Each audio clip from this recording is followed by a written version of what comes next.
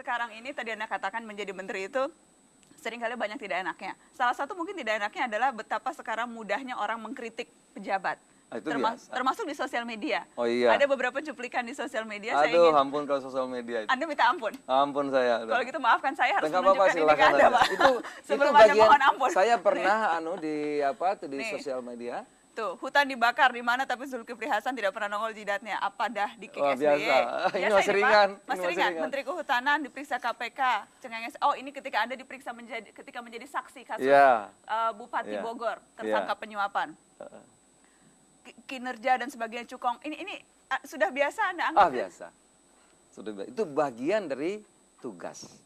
Tanggung jawab sebagai pejabat publik. Saya pernah di media Twitter itu yang sama betul-betul salah karena kebijakan itu nggak di kita lagi. Menteri Kehutanan korupsi 120 miliar dana reboisasi. Dana reboisasi itu tidak di kita lagi. Itu sudah urusan pemerintah daerah. Tidak pemerintah pusat lagi, pemerintah pusat itu hanya menerima laporan. Sekarang orang kalau mau berusaha tidak ada urusan sama kita. Yang memberi itu adalah bupati. Kita terakhir saja. Kalau bupati sudah setuju, gubernur sudah setuju, barulah biasanya itu minta pelepasan di tempat kita atau izin masuk hutan di tempat kita. Tapi memberi kepada siapa? Untuk undang-undang otonomi itu adalah pemerintah daerah. Kita jelaskan memang. Tetapi lama-lama kan nggak mungkin kita kerjanya banyak. Akhirnya sudahlah, ini kita anggap sebagai resiko dari tugas seorang pejabat publik. Soal korupsi, bahwa ada tiga menteri di Kabinet Indonesia Bersatu dan kebetulan atau entah kebetulan atau tidak, tiga-tiganya yang jelas dari partai politik. Anda juga dari partai politik, Anda dulu Sekjen PAN, sebelum akhirnya kemudian menjadi menteri. Sempatkah ada kekhawatiran terbersit melihat rekan-rekan sesama parpol sekarang jadi pesakitan? Pasti, sebagai manusia itu pasti takut ya. Takut, salah, apalagi soal hukum. Jangan kan diperiksa KPK, diperiksa Satpam aja kan takut kita.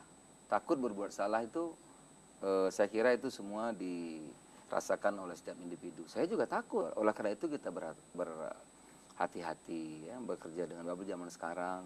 Kerja zaman sekarang ini tidak salah aja bisa salah, apalagi salah gitu. Itu betul, oleh karena itu Najwa. Kenapa Pak? Saya tertarik, tidak salah saja bisa salah. Bisa salah karena sekarang. orang mencari-cari kesalahan. Nah itu tadi berita-berita itu ya bisa salah. Kalau sudah masuk koran kan, apalagi orang politik Najwa. Kalau orang politik itu begitu masuk berita, walaupun tidak betul dianggap sudah salah. Resiko pejabat publik dan orang politik.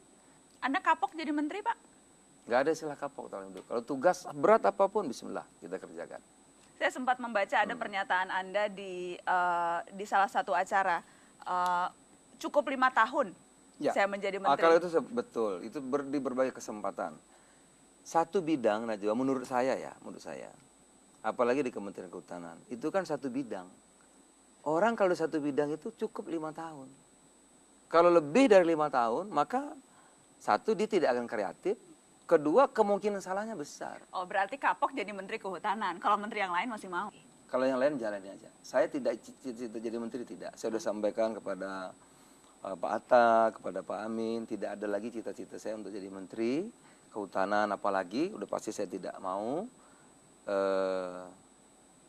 Saya berakhir besok insya Allah tanggal 30 dengan baik, sudah alhamdulillah. Jadi tidak, saya sudah sampaikan itu. Tetapi saya tidak pernah menolak tugas, tanggung jawab atau perintah tugas, apakah dari partai, apalagi dari bangsa dan negara, apakah di parlemen atau dimanapun berada. Buat saya sebagai Najwa nggak kalah dengan menteri, tugas tanggung jawabnya. DPR nggak salah juga dengan yang lain, tergantung kita, tergantung apa yang kita lakukan. Saya mau tanya Anda sebagai politisi, Pak Zulkifli, politisi yang kemudian berkarir di partai politik, menduduki jabatan sekjen, kemudian menjadi menteri. Sekarang yang jelas Pak Menteri, ada persepsi dikotomi, menteri profesional, menteri yang berasal dari kader parpol. Dan seringkali secara jujur orang melihatnya menteri dari parpol itu jelek. Terus terang aja, nggak apa-apa. Saya tadi berusaha agak saya halus-halusin, cuma karena sekeras-kerasnya boleh. Oke Pak, jelek, buruk, jauh kualitasnya dibandingkan menteri profesional. Banyak nyanunya. Mencari untung untuk partai politik. Itu, pokoknya jelek semua menteri parpol. Survei juga yang betul. Yang jelek itu ya partai politik, penegak hukum, dan parlemen yang kaitan dengan politik, itu kita akui. Tetapi buat saya, ya, apakah dia dari politisi, dari partai politik, dari manapun, saya kira kan mesti lihat track recordnya. Oke. Kalau gitu apa Pak? Apa added value-nya? Apa kelebihan menteri dari parpol dibandingkan menteri bukan dari kader partai politik? Satu saja, lebih jago apa? Satu aja ya. Satu aja. Atau ada banyak boleh lah saya Ya, kasih. paling tidak saya kira menteri ya. Menteri itu kan ahli banyak. Saya sudah ngalamin 5 tahun. Paling penting itu leadership. Paling menentukan dia berhasil itu leadership. Kedua, kemampuan dia bekerja di bawah tekanan.